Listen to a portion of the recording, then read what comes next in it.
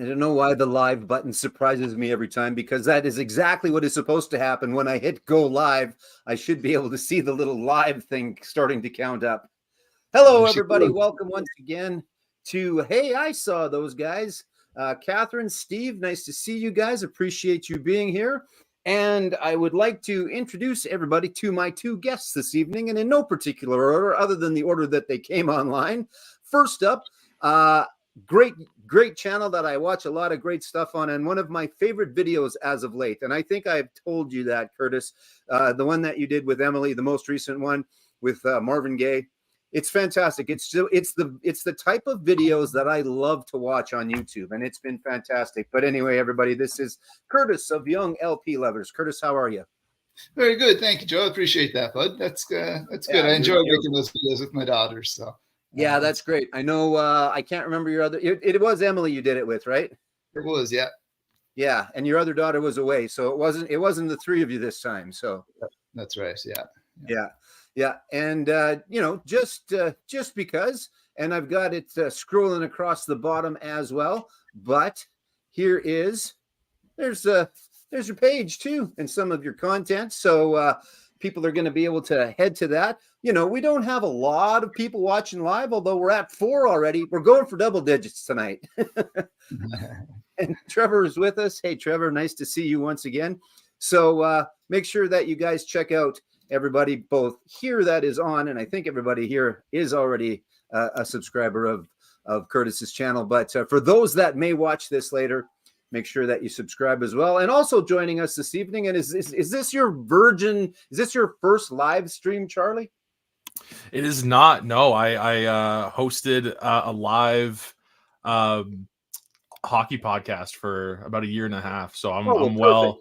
I got tons of experience making a fool of myself live on YouTube. So well, then I think I can't speak for Curtis. You'll fit in perfectly with me on this channel. Perfect. It'll be all good. It is my first time, though, so go gentle.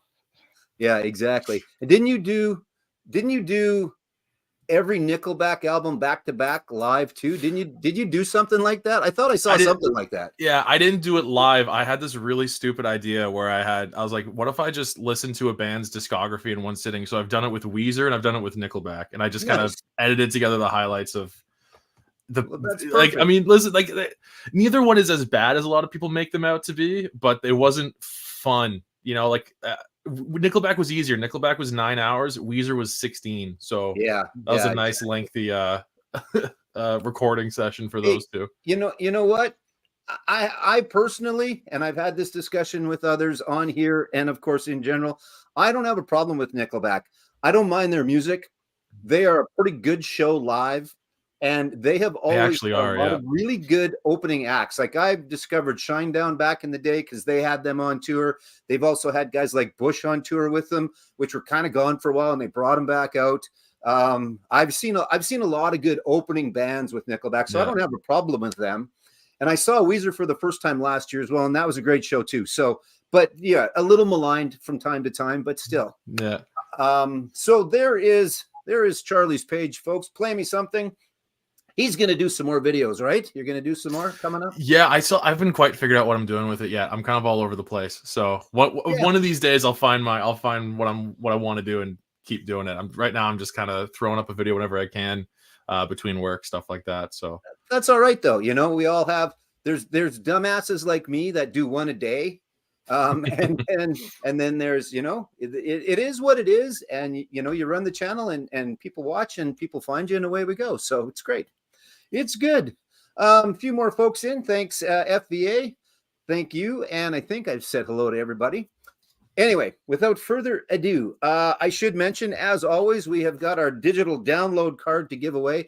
I know and I say this every time too, I repeat myself a lot. You guys must get friggin' tired of me, but I know on a channel or in a group of people dedicated to physical media, I shouldn't be giving away digital download cards, but it's just easier than mailing stuff. So tonight is the Mumford & Sons and Babel, a really good album, actually. I like the Mumford & Sons. Again, they're probably another one that's a bit maligned as well out there, but I like them, and I think they'll fit in with my band. I don't know your guys' band. There's sometimes when I do this show, I know what the other folks are bringing to the table. Tonight, I don't. and I'm good with that. It's kind of a surprise. Now, you don't know what mine is, and maybe, Charlie, you and I might double up. I'm not sure, because I know we've talked about a band before, or you've mentioned that it was nice to see some more of a band out there. So Right. without further ado, I'm going to talk about the Glorious Sons. So is it the same? No, don't No. tell me. Don't tell me. Oh, okay. Yeah, don't tell me. I'll find out. But yeah, great Canadian band.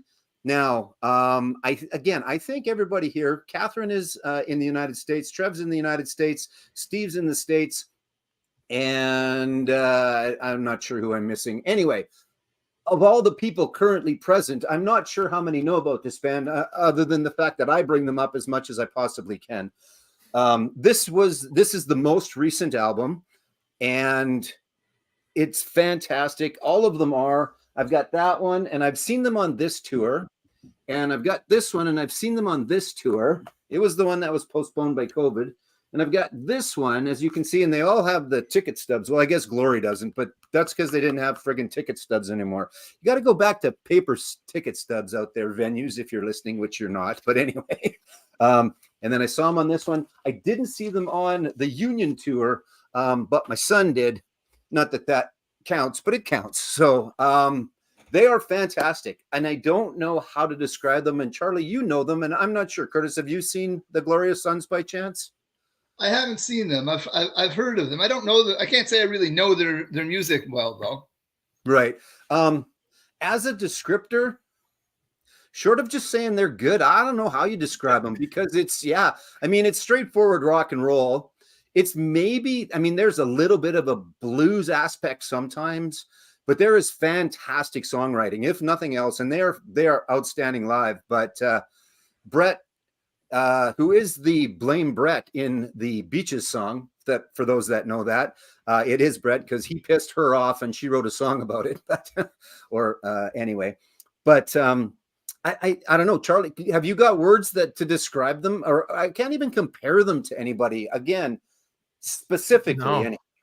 It's tough to nail down a sound, because naturally, just being from Kingston, every time they're in an interview, they're like, so you guys are like the next Tragically Hip, right? And they're always like, no, like, yeah. No. But I have seen an interview, which I thought was really interesting. I saw an interview where Brett specifically was talking about like Matt Mays as like a really big influence on them, and I kind of hear that too, but it's just such a weird, you can't compare them to anybody. They're just they're their own thing. Can't.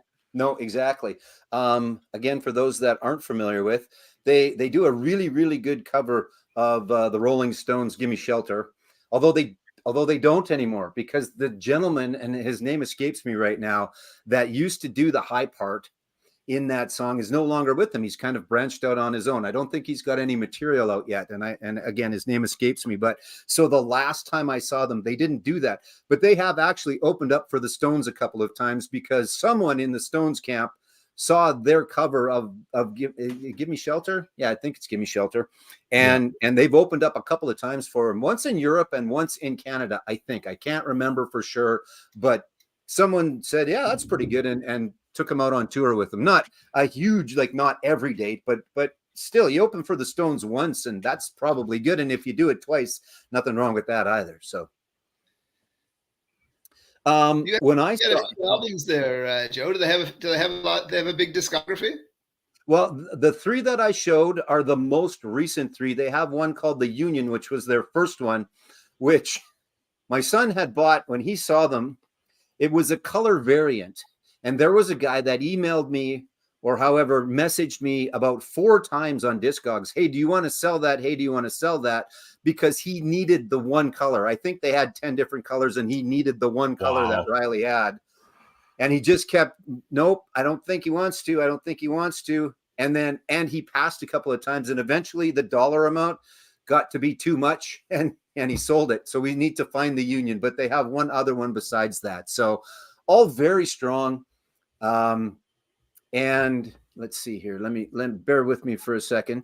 For those, again, that are not familiar with, and not that it really matters to see what they look like, but there they are there. And that is the most current lineup. The gentleman second from the left is new in the band, but Brett is second from the right. His brother, I should remember everybody's name, but I don't remember everybody's name. But that is the Glorious Sons.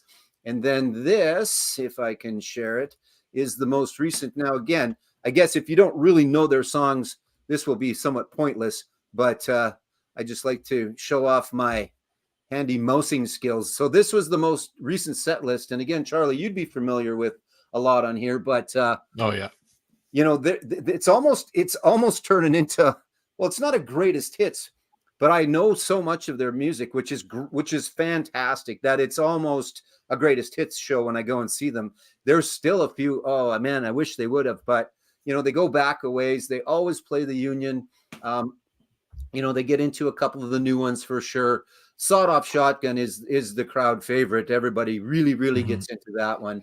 You know, Speed of Light was unbelievable the last time, and Pink Motel was great. And then the time before that we saw them, I was actually, Riley and I were right at the front of the stage. So there's the set list, and it's actually the set list. So it was pretty great. cool.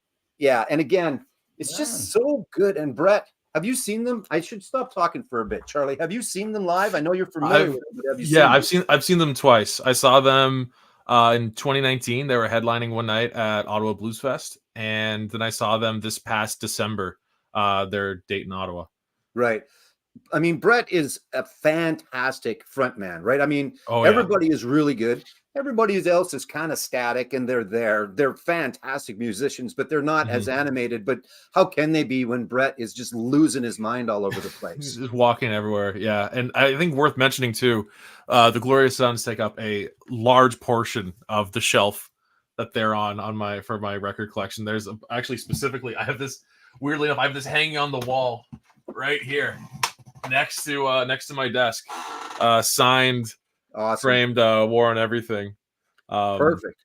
But yeah, I've got everything by them, including the live stuff. They have a few live albums. My personal favorite of theirs is they have an acoustic live set. Phenomenal. Like a One Church Town. They opened up not this last time, but the time before with One Church Town. Just Brett came out playing acoustic, and then the curtains opened, and yeah, it was fantastic. I want to make this statement, and if anybody wants to take me up on it, for those that are here, I will guarantee you, if you go and see them, I'll give you your money back. If you don't think that it's a good show, I'll give you your money back. They've just been fantastic, and you know, I'm an old dude. I'm almost 60. And they are certainly one of my more favorite, not one of my, they're probably my most favorite current younger band that's out there. And just in their infancy, you mentioned as well from Kingston. So for fellow Canadians and others, Kingston, most notably, of course, the Tragically Hip, but the Headstones as well. I think there's just something in the water in Kingston, because, I mean, that's three pretty solid bands. So, okay, yeah. I'm going to shut up for a minute. And Curtis, who did you bring to the table this evening, my friend? I brought an old classic to the table, and that is Metallica. Nice. Yeah. That's good.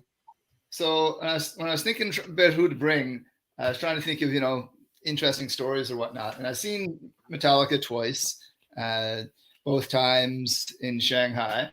And the first time I saw them was back in 2013.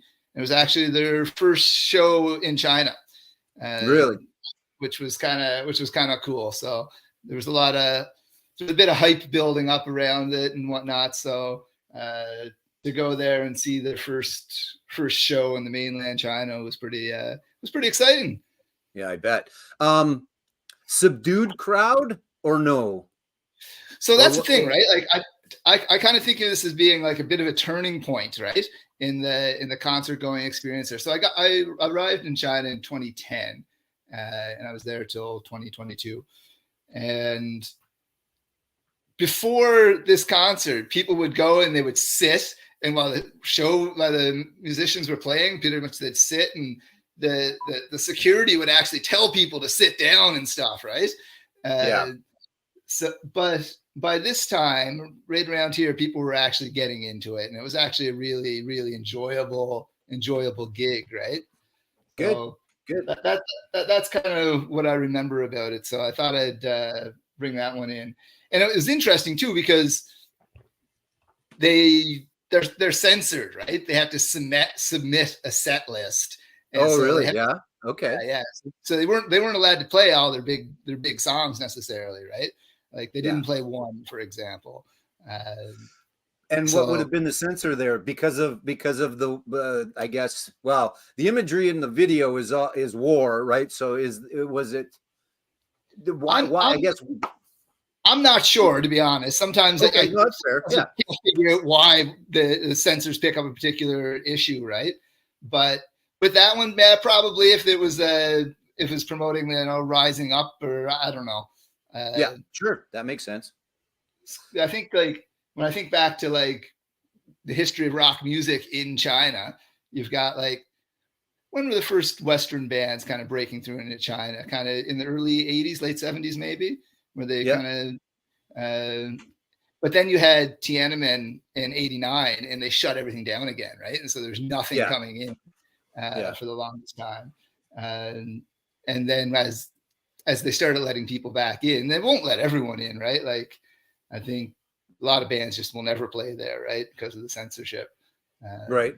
We had tickets to, who was it? Bon Jovi. And then last minute they canceled him. I guess he did a free Tibet concert or something at one point. So something that pissed off the Chinese government and they changed their mind. I seem to remember, not that it equates, but I seem to remember there's a video of Billy Joel trying to play a song in Russia when he played there, and they were just screwing with stuff, and he was just getting pissed off. So it was probably maybe better to just cancel the whole thing instead of let it go ahead and then screw with them, which is, I think, what they did with Billy Joel, at least from some of the footage that I saw. He was trying to play in there, turning lights off and turning lights on. And he's like, just let me play my songs. Like, you gave me the go ahead to be here. Now let me be here. And I don't know if there was that or not, but luckily there wasn't at the time, right? I think by, at least in Shanghai anyway, they'd figured out how to do a rock concert, right? I think that's a lot of bands didn't necessarily even want to do shows there, right? Because, well, the fans didn't know how to go to a rock concert, right? Sure. Yeah, no, I get that. Yeah. The sound guys on the floor didn't know what they were doing a lot of the times, right? So that was another issue. And when you're going there, you're not going to get any record sales or merchandise because everything's pirates. Right. So you're not breaking into that billion people market. Right. Yeah, exactly. Like you should be. But they ended up doing 2 shows back to back because the first night sold out right away. We were there on the first night. My wife was pregnant at the time. So we've got pictures with her, her baby bump and her donkey horns. That's good. That's good. That's really awesome. Right on. So was that a specific tour? Like, was there a stage that was for that tour, or was it more of a one-off? It's like, hey, we're going to go play China. It was part of a tour, and I didn't necessarily know this at the time. Like, I'm a fairly casual Metallica fan, to be honest, but Sure.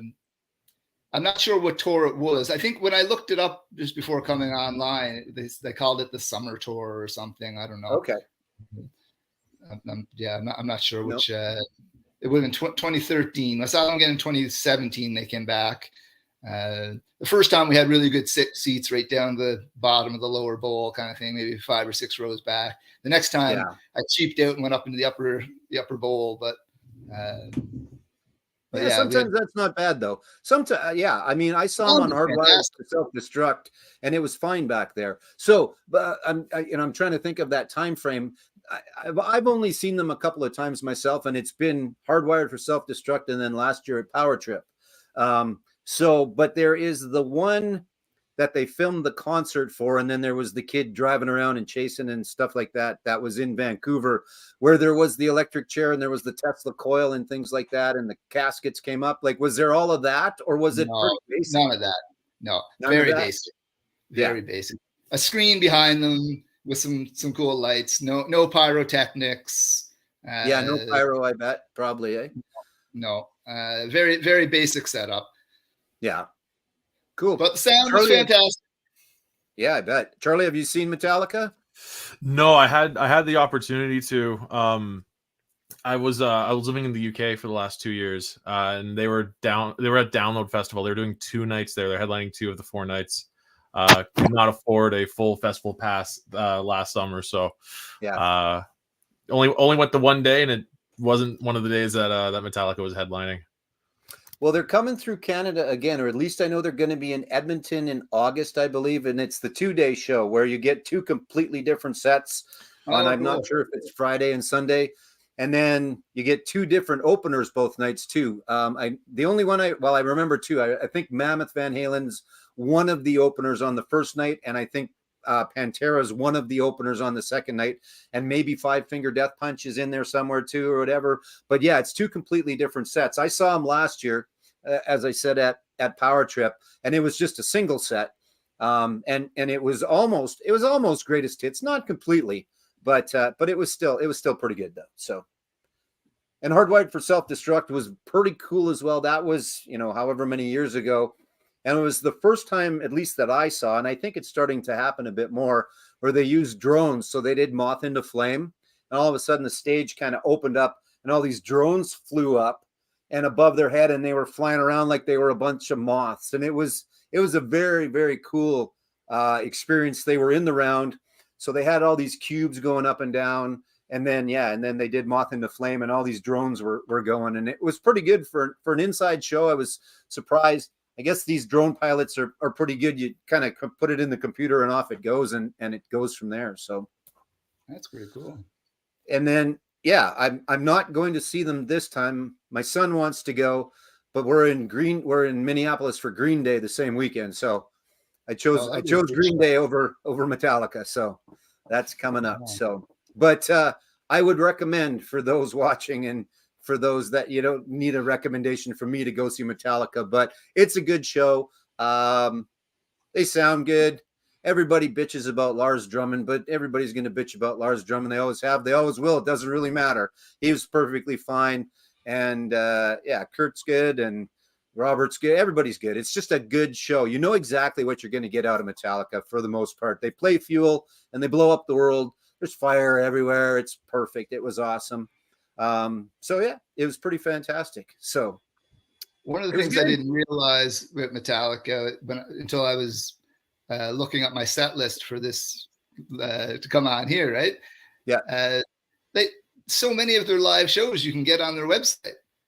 So like that show was available on a 2-disc set off their website for like $20 or something. I was like, oh my goodness. They record them all, and you can buy specifically the show that you were at. So it's pretty good. And off the soundboard, it's an official bootleg, I guess. No, it's not a bootleg because it's just off the soundboard and it's them putting it out. They have a pretty good YouTube channel too. Like, to give you an idea of a Metallica show, they do a really good job of filming and putting it up there. So yeah, and there's some footage of that show as well. More of the second night for some reason, but they have almost all of the second night on there, and they have bits of the first night on there as well.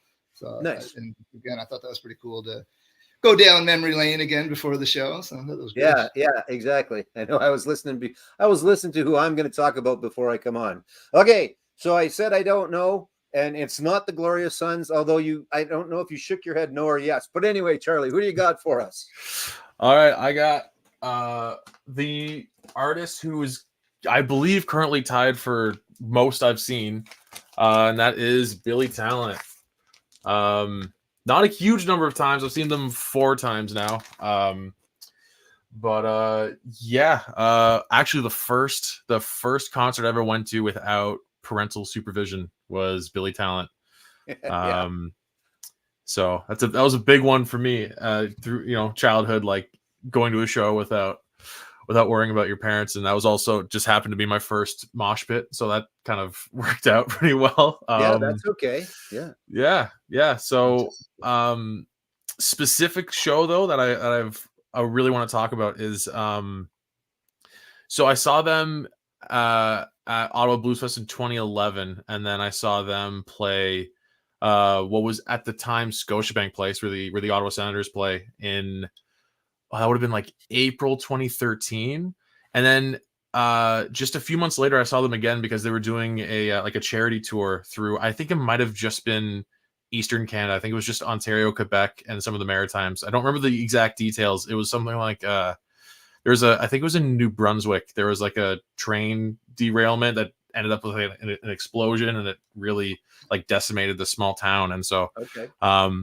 Billy Talent went on tour on really small venues. So I'd gone from seeing them in a crowd of 15,000 to just a few months later, I saw them at Bronson Center here in Ottawa with a capacity of just under 1,000. So it was pretty incredible to see like an arena rock band playing on such a small stage in such a small venue. So yeah, 2013, Nice. that show there. Yeah. So jealous that you have Billy Talent too, because that one's hard to friggin' find. And that's it. I don't think they've reissued it, or have they? Is that a reissue or is that an original? It unfortunately is a reissue. It's the two that were hardest to find leading up to reissues were 2 and Dead Silence. Yeah, because which two to get an luckily they've original. repressed both of these. Yeah. Nice. Yeah, But, yeah, they're both numbered. What's the numbering on here? I think they're 3,000 each. Yeah. Yeah, 3,000 each. Yeah. That's awesome. That's even the reissue of 2 is hard. The originals are really hard, but even the reissue, Impossible. Yeah. yeah, for sure. So it's on my searching for list. I don't know about you guys.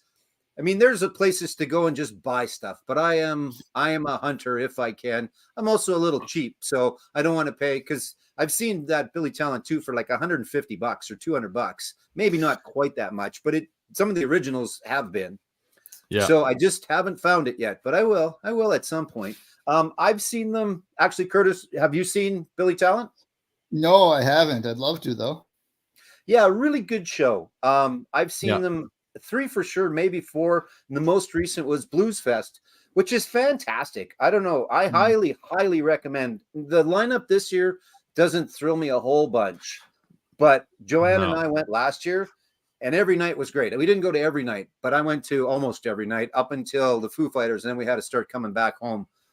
But that it's not Blues Fest anymore. It is a little bit, but still. No. I actually haven't been since the year I saw the Glorious Sons, 2019, just because then it was COVID, and then I moved to the UK for a couple of years. So I haven't been in quite some time. And even then, the lineup for this year, I don't know if I'm going.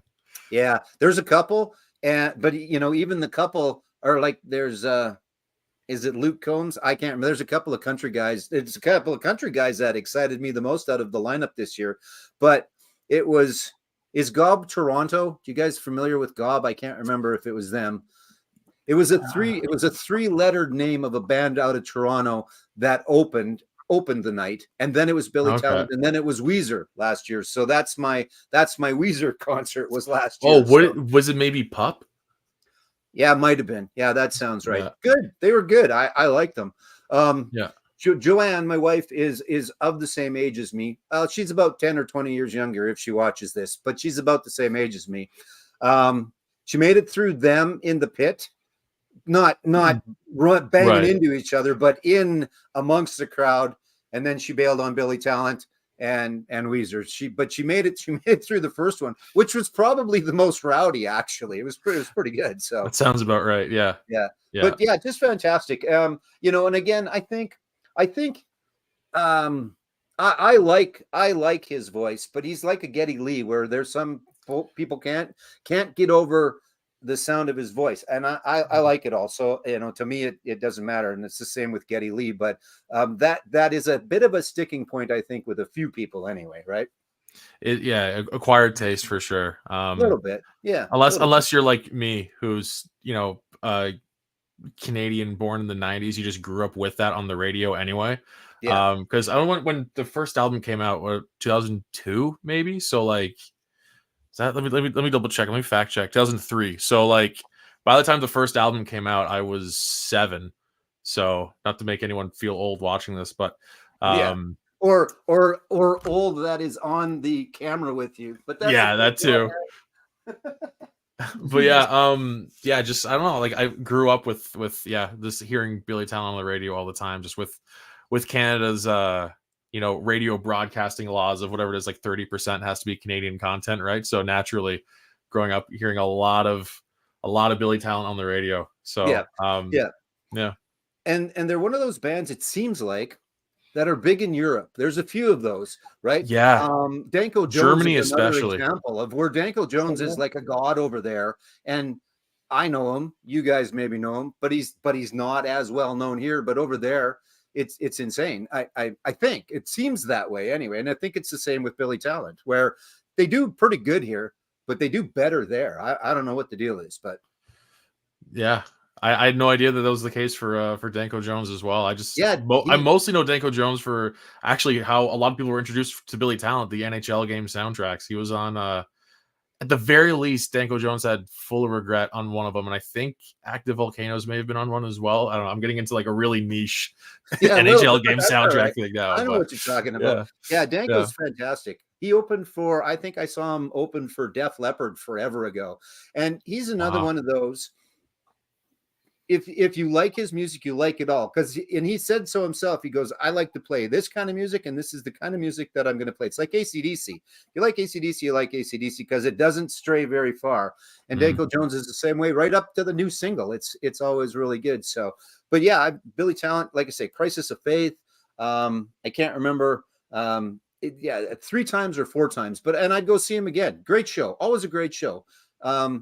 I'm obviously being a Kiss fan. I like a lot of pyro and I like all of that stuff. And they got a little bit of that. I mean, it's just always solid, and it's always solid musicianship. And that's a great show as well. It just, you get out of a show what you get out of a show. So, yeah, really, really high energy every time. I haven't seen them since I guess it would have been 2017 on the Afraid of Heights tour. Because I just didn't get a chance to see them. If they really didn't play too many dates in the UK, so I didn't really have too much opportunity to go see them. But now that I'm back in Ottawa, I'm sure it's only a matter of time until they come through town again. They usually stop in Ottawa no more than like 2 years between dates. So I'm sure they'll be back soon.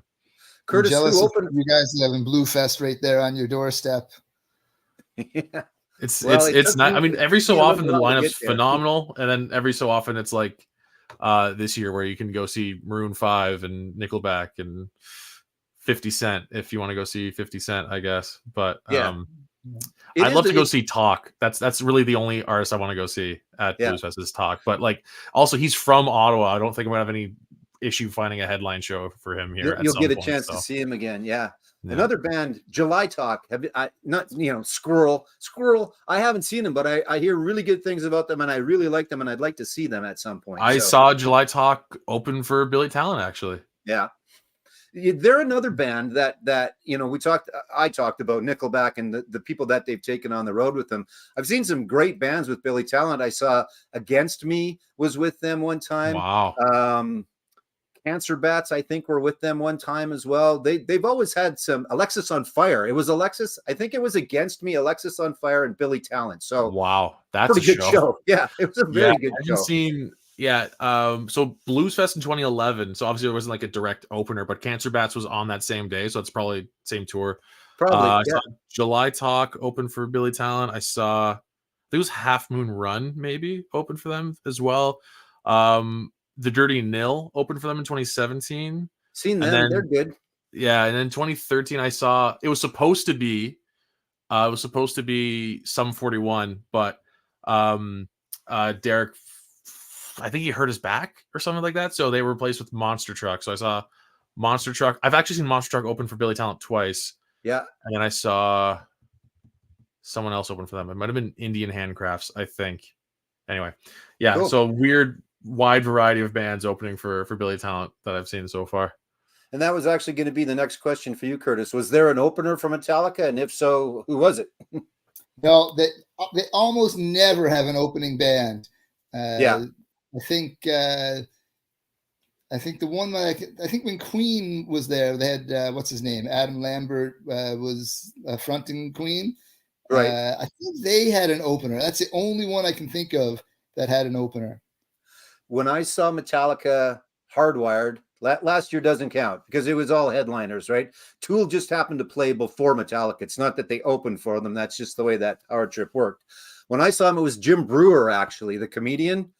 and he would come out and he'd do a little bit of bits, and he'd kind of wander around the crowd and do a bunch of crowd work. So there was never really anybody specifically open for them. But forever ago, 89 maybe, the Cult opened for Metallica in Saskatoon. I didn't go to that one. I'd just seen the Cult a couple of months before, and I don't know, I was out of town or something and I didn't go. But so they used to have openers, and now, I mean, they've got, and again, they do now again, but that's because they've got the 2 days, and I'd like to see Mammoth Van Halen. I think that'd be a good show. I think so. I'm a big fan. Yeah. Huge fan of him. Yeah. Yeah. Wolfgang's, I think he blew a lot of people away, and obviously gained a little more notoriety at the Taylor Hawkins tribute, right? Just because he friggin' killed it. He was fantastic. So it was good to see. And it's good music. Like, obviously everybody is going to make the comparison kind of to his dad, which is not fair, but it's good. Like, he's holding his own, I think. There's some nepotism in some other bands where the kids have come along, but I think Wolfgang has really gotten away from that and done a nice job of going out on his own, I think. Anyway. Yeah, so. I mean, he's also a one-man band, right? Like, he's performing everything on the albums. It's unbelievable what he's doing. Like, he just saw Dave Grohl and went, I'm going to do that, but like for more than one album, Yeah, exactly. Not just the first album. Yeah. Curtis, do you remember who you went to Metallica with? It's always fun. Depends who we go with. Sometimes we don't go with it. Or was it just you and your wife? It was just me and my wife who went. Yeah. And I think it was just the two of us with the second concert as well. Yeah. Yeah, it was. We had, I guess what they did often, interestingly, to in those days, was they would hold a lot of the tickets back, especially the front rows in each section, right. and they would distribute them through like other means, like the people at the company, for example, right? Like, we knew a girl who worked for the promoting company, and she had a block of tickets, and so they all went to Foreigners kind of thing to kind of get the crowd into it. So there was a lot of acquaintances we knew in the expat community in those kind of seats, but we didn't kind of go with them. I guess in the future, if your daughter starts talking about concerts she's been to, that would count. I think, True enough. Yeah. I think so. Yeah. My daughter. She was also at the Whalers show as well. Which one? The Whalers. Oh, okay. Cool. They came through a small club there. That's awesome. And Charlie, the times that you've seen Billy Talent, who have you gone with? Or was the first time you got to go unsupervised, did you just go by yourself? No, every single time has been with a few friends. I think my favorite show, though, that small venue show in 2013 was I was actually the last night of summer vacation that year. So the next day was my first day of school in grade 12. So like my first day of high school. So hell of a way to finish off summer vacation. I think there was like 8 of us that went to that show, just like all in a row. Just phenomenal time. Yeah, Billy Talent, for whatever reason specifically, is every single time is just a bunch of friends. Yeah, they're always a great summertime band, it seems like. I mean, I've seen them once in the winter, but if you get a chance to see them outdoors, like I said, at Blues Fest, it was fantastic. But I've seen them also in other outdoor venues along the way, and it's a good time. The people we go with make or can break the show sometimes too, but for the most part, it's been good. And with the Glorious Sons, the times that I've gone, and full to his credit, my son, who's 26, turned me on to them, and he and I have gone, and twice we've been right in the front row, and then he has also seen them in more of a cabaret style, and then one time we were a little further back, and not that it matters, because I don't need to be from here to Brett, because he's going to be over there, then he's going to be over there, then he's going to be over there anyway. It doesn't really matter. But and in fact, while I have a second, the last time, and I don't have any of their albums, I was going to show them. I asked you guys who opened. So the most recent time, and I don't know if you guys have seen the Blue Stones or not, but same tour. We probably went to the same tour then. Probably, yeah. Unbelievably, really, really good for a 2-piece band. I was They are blown away. fantastic, man. I Yeah, was they were really great. impressed. And Who again, was great that? song. I didn't catch their name there. Who was it? The Blue Stones. Blue Stones. Okay. Yeah, they are. Yeah, it's just a couple of guys. I don't think they're brothers. Not that that would matter anyway. But yeah, it's just two guys. So one on the drums, and then the other guy. I don't remember if he had a double neck guitar at any point and was playing bass but a lot of keyboards. The drummer, I think, hit a lot of bass rhythms. He had some stuff going on, but just fantastic. And they were really, really good. There's a little bit. I don't like to show a lot so that YouTube doesn't give me grief. But much like Iggy Pop has never worn a shirt for the last 50 years, Brett, I don't think has ever worn shoes for the last however old he is. I don't think he's ever worn shoes. Never. It's just a thing. And man, he almost, I talk about him moving back and forth across the stage. He went from stage left or whatever to stage right, and he just about completely wiped out because there was a wet spot or whatever, and he didn't have any grip, and he just everybody, oh shit, but he was okay. Again, not a lot of lights, no pyro, none of that stuff, but just good stuff. And that was no zoom on the camera, so that's where we were. Yeah, it was fantastic, and that's the most recent tour. So yeah, just really, really, really good. Again, I hesitate to put it out there, but if you go and see him and don't like him, I'll give you your money back. You might have to find me, but I'll give you your money. I just highly recommend it. I like what I'm hearing. You're saying Matt Mays, you're saying Tragically Hip, talking about the energy on stage. Sounds like a great show. Yeah, dual guitars. The guy I took the picture down anyway. One is Brett's brother, and the other gentleman, again, the only one I know is Brett. That's the only name that I can remember. But there's another gentleman that has just joined them, and I think he's a full-time member now. Bass player, keyboard player, drummer, and then Brett. Yeah, it's just fantastic. One of the other bands that I saw open for them on the tour before was JJ Wild. I'm not sure if you guys are familiar with her or not. She's got this one album out, and she's got some new songs. She's got an EP, and she's working on a full new album. And again, really, really good band and a very energetic singer, and rock and roll. Not to pigeonhole in any way female singers, but she's definitely not a. This is going to sound stupid. She's not a stereotypical female singer, but there isn't a stereotypical female singer, I guess. She's pretty good on stage, very good stage presence. And now I've kind of painted myself into a corner. I guess I'm trying to be complimentary of how really good.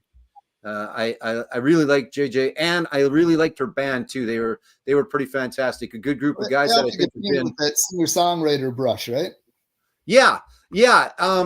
She does write all of her own stuff, but yes, you're right. That's a good way of putting it. She's not sitting there on a stool. Not that there's anything wrong with that, and I really enjoy that. I'm going to just bought tickets to Melissa Etheridge, and I'm super excited about that. Her and Jewel are together at Jazz Fest in Saskatoon. But yes, a singer-songwriter, but not in the typical Joni Mitchell kind of way.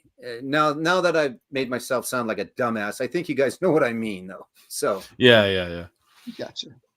But yeah, highly recommend. Again, the one full album, an EP that is digital out there, and then some new songs.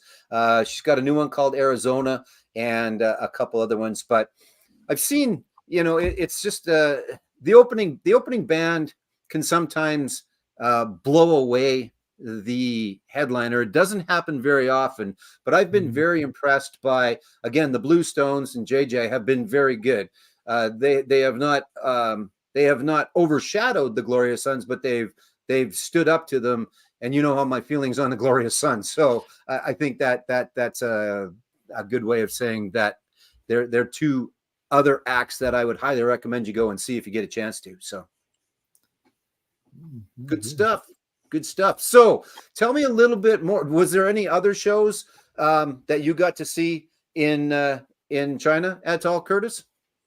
Yes, lots actually. There was a period probably from about 2012 to 20 maybe 18 or so where everyone was just coming through. Like I remember watching the Super Bowl, because as soon as you find out who the Super Bowl was, within 2 months they'd be in Shanghai, kind of thing. You know, Oh yeah, okay. That show. So some highlights we've seen there, I guess, would be like I seen Iron Maiden there. We had floor tickets to Iron Maiden. That was a great show. But again, heavily censored. Sure. I remember he came out with I can't remember what song it is. He comes out with the flag, the Union Jack. The Trooper, maybe. What was it? The Trooper, maybe. Yeah, that's it. You got it. Yeah. He came out with he came out pretending like he was holding a flag. Oh no, really? You guys know what I'm doing. Yeah, exactly. It was so funny. It was hilarious. But then trying to think other big names. A lot of pop acts, right? Taylor. We went to see Taylor Swift was there, and Jennifer Lopez and Mariah Carey and Elton John, the Stones. So a lot of the big names, right? That came through. The seen Usher. Lots of big names came through for a period, and then it all kind of died out. Started bringing in like musicals, Broadway shows. I guess they realized they could keep a Broadway show there for 3 or 4 weeks and really charge almost as much for the tickets to a Broadway show as they would for a rock show. And you know, I think they ended up making more money that way. So, and they didn't have to worry about the promoters didn't have to worry about the censors canceling last minute, because there was a number of shows, like I said, that just you'd get tickets and then it would cancel, and the promoters would have to refund everyone, and so there was a bit of risk, I think, to it, right? Yeah. Now, Charlie, quick before we get to you, there's one other one that you saw just a week ago. And you didn't have to travel to China to see that one. You had him right in your backyard, or did you have to go to Halifax for Ice Cube? You got to see Ice Cube last week or 2 weeks ago.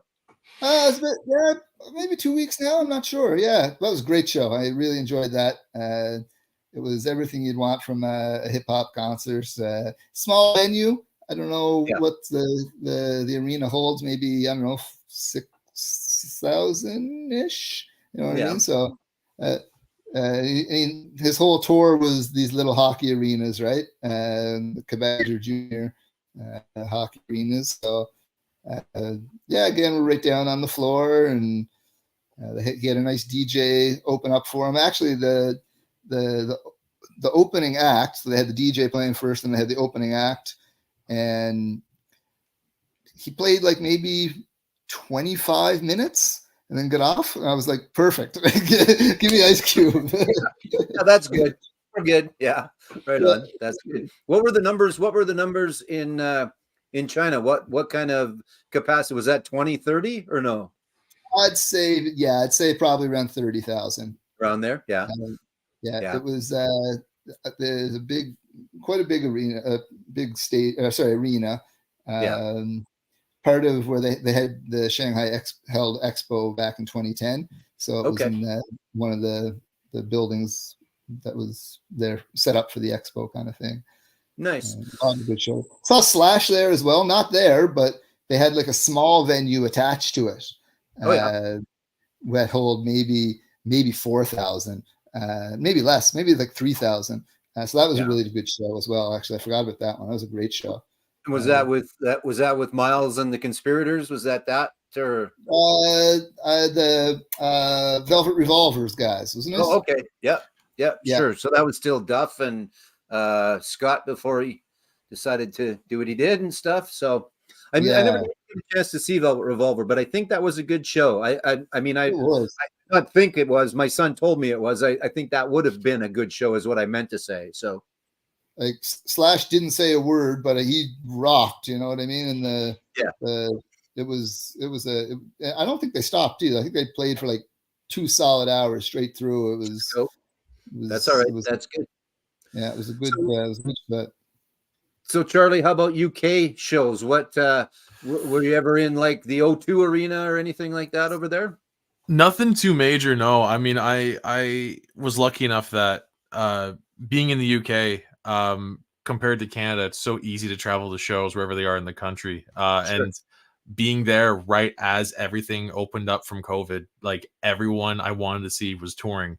So nothing too huge though. I like knocked off a whole lot of kind of niche bands, I guess, from my bucket list with those. I guess the biggest ones I guess I went to in 2022. I went to all 3 days of Download Fest, but I only stayed for one headliner. The only headliner I stayed for was Kiss.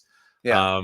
The other two headliners were day 2 was Iron Maiden, but I was like exhausted that day, and so my girlfriend and I were like, we could stay for like Megadeth and Iron Maiden, but like I'm not huge into either of them, so we took off after we saw who we wanted to see that day. And then day 3, it was Biffy Clyro headlining, but I missed them because Miles Kennedy was playing a solo show in like the smallest tent at the festival. I was like, I gotta go see that. So Oh yeah, for sure. Miles has yeah. such a fantastic voice. Miles is like he's amazing. underrated, man. He is awesome. Yeah. I saw him with Slash in 2014 as well. So like I was excited to see them. I still haven't seen Alter Bridge. I've only seen Miles like away from them, but Right. yeah, Miles is amazing. And then 2023, yeah, I only went to Download for one day, and that was the day Slipknot was headlining, which was a great show. Yeah. But other than that, it's really only like the smaller bands that I love that I've wanted to see for years, like Neck Deep, A Day to Remember, Bad Omens, Dayseeker. Who else did I see? I saw Ghost again. Actually, the one arena show I went to in the UK was I got to go see Ghost again, and I know Ghost is a bit of a controversial, I guess. There's a lot of the metal elitists out there who are like, that's not real metal, and like, who gives a shit if it's real metal or not? Exactly. It's good. Right? Good music is good music. So yeah, I think that's the one arena show I saw. Like the bigger venues I saw, like I went to an O2 in Birmingham, like not the main one, but it was like one of the offshoot ones for. I saw Beartooth and Motionless in White there, so like one of the heavier shows I went to. But yeah, other than that, it was very rarely like any shows with a capacity over like 1,000 people. Like it was a lot of just kind of smaller shows that I went to, which was a lot of fun as well. Like there's some I honestly I think I prefer smaller venue shows, just a bit more intimate, I guess, a little bit more exciting. Yeah, sure. There's definitely the, like I said, Kiss as an example. There's that, and you can't bring that in. You can't make that intimate. There's no way to do it. Yeah. Well, there is. It was MTV Unplugged forever ago. That was about the only way that you could do it. But yeah, there's certain bands. Where it's better to see them with 1,000 people than it is to see them with 20,000 people. And we'll see if that Kiss show actually is their final UK date. They've had final dates in a few places a couple of times, so we'll see if that holds up. I can say I saw their final UK date, but I have the T-shirt from the 1997 final tour as well. So whatever, right, I still like them. Yeah, I put up with the bullshit of people. I don't care. I like them. They've always been good to me. I've always gotten entertainment out of them. I can't say I've ever loved their stuff, but like a hell of a show. Like yeah. I don't have a negative feeling about Kiss at all. Like they're just not one of my favorites. But like I had to stick around for the show. Like you have to, like, they're headlining the day that you're at the festival. You got to hang out and see Kiss. And the most recent time was last year on the final, and yeah, there was some backing vocals. There was a lot of shit going on in the background, but I've described it as the most Kiss show, the most Kiss show I've ever seen. It was the most fire and the most confetti and the most blow up dolls in the corners of them and the most screens. And it was just the most Kiss you could have. So I'm going to dedicate a night to them. I don't know. I think I can find a few people to watch a full hour of, hey, I saw those guys and talk about Kiss. I think I can anyway. So I'm sure you could. Yeah, probably. So Curtis, have you got anything coming up both on your show, on your channel, and shows coming up? Anything at all? No shows coming up that I can think of. We've got the Junos are in Halifax this weekend, so I'm hoping to live stream a bit of that just to bring it in. But there's nothing happening locally here until the summer. I think in August the Trues are coming through. and Adam Baldwin Yeah. as well. So I'll catch that show. But yeah, nothing else coming up on the channel. Let's see now. I've got another video in the can with the girls. They decided they wanted to rank their records on a tier system. So Yeah. just me passing the kids' records. So I won't be in that one. So that's a good one. Yeah, that's good. Yeah, and nothing else really planned at this point. Yeah. That's all right. And Charlie, how about yourself? Shows coming up, and what have you got planned for the channel? As far as the channel goes, nothing really planned so far. The only consistent thing I've done is I've done my like top 10 songs of the year the last 2 years. So I got a ways to go until end of this year comes around, and my top 25 albums for last year as well. Still trying to figure out exactly what I'm doing with it. I have a series in mind where I'm going to get like ask my friends who are, you know, big fans of a certain genre of music I haven't really been able to get into, and essentially it's just them trying to pitch their genre to me, and I'll like take a listen to some of that music and just something like that. I've been wanting to work on that for a while, so if I have time to do that, I will. As far as shows coming up, I don't think I have anything. It's amazing what happens when you move back to Ottawa and the closest shows are Toronto or Montreal most of the time compared to like where I was living like right in the middle of England. So like basically any show I wanted to go to was a 2-hour train ride away or less. Yeah. So that it's made traveling to shows so much more expensive, because if you're going to Toronto on a weeknight, you're going to the show, you got to stay in a hotel overnight, the whole thing. So it's getting a little bit pricey. So nothing really soon, I don't think. I've been thinking about going to see Queens of the Stone Age with the Struts opening. Yeah. I might grab a ticket to that show. But other than that, yeah, like it's basically that. And then I don't know, I might go to Blues Fest one night if I'm like dying to go to a show. I don't know. We'll see how it goes. There hasn't really been much announced recently outside of Toronto that I want to go to. It's a fantastic venue. I was gonna say, someone who lives on an island, geography is like my nemesis. Yeah, exactly. You know, we talked about it. I think it was off camera. There are a ton of great bands playing across Canada. So when I say this, I'm talking about certain artists. It's not just Toronto. Like they're not even playing Montreal and Vancouver anymore. Sting announced 3 dates in Toronto.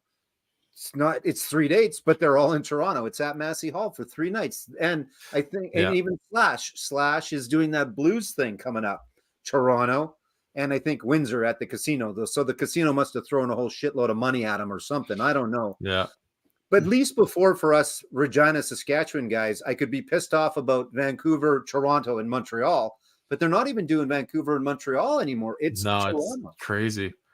The big names, the bigger names. You know, like I said, there are lots and lots of great bands touring across Canada, small venues, medium venues, hockey rinks, stuff like that. But I don't know what it is. I guess it's cost. It's just got to be cost, I suppose. I don't know, because I'd go see Sting if he was even in like Winnipeg or Edmonton. I'd go see him.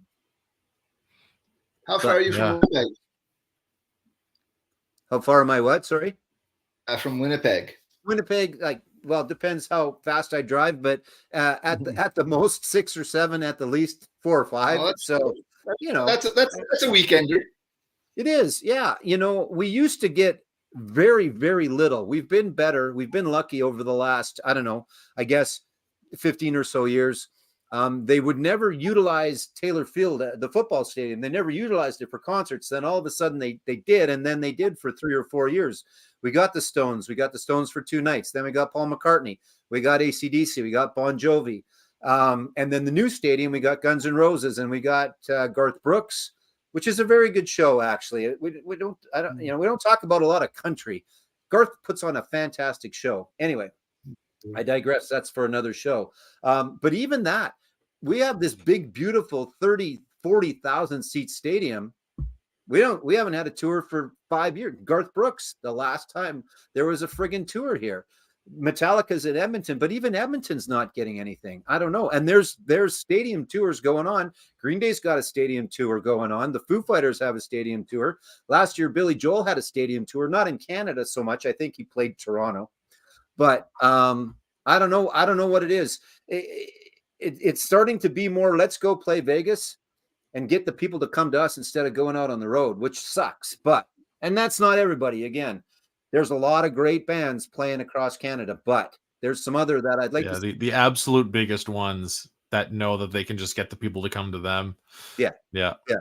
Like even Sarah McLachlan. Even Sarah McLachlan's not doing anything. She's doing Sarnia or something. I can't remember. And Toronto, right? And it's her. And then I think it's Feist is opening. So it's like a Canadian friggin' bill, and they're still only playing one Canadian day. And Alanis is doing the same thing. It's Alanis and Joan Jett. One date in Toronto, that's it. And everything else is in the States. They've been through. Again, it's not that they haven't been through, but if you're doing a tour, play some friggin' Western Canadian dates or something. I don't know, whatever. Anyway, done my rant. Done my rant. I feel you. Yeah. But anyway, gentlemen, thank you so much. Curtis, pick me a number between 1 and 10, please. 6. 1, 2, 3, 4, 5, 6. Steve, at All the World's a Stage, you get. Last week I showed the download card number, but nobody grabbed it. Anyway, there's the download card for Mumford & Sons. Steve, I know how to get a hold of you. I will get you that.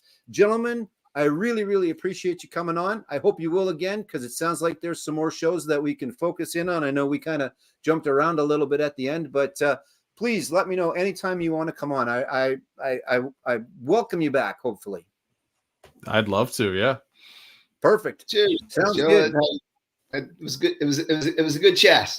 Yeah, it was good. And it's right at about the hour, which I like to keep it to. So everybody out there, make sure that you subscribe to both Young LP Lovers and Play Me Something. You can see them on there. I'm going to put the links in the description of this video later as well. We will be back next Tuesday. As for myself, there is Racers Vinyl Fast 5, which is catching on like wildfire. We're almost up to 30 or 40 people watching every day.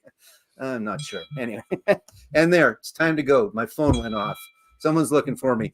Guys, again, thank you so very much. I really appreciate you coming on tonight. That was fun.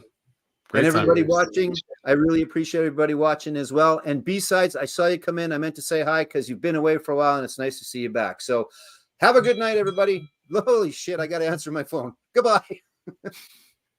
Take care.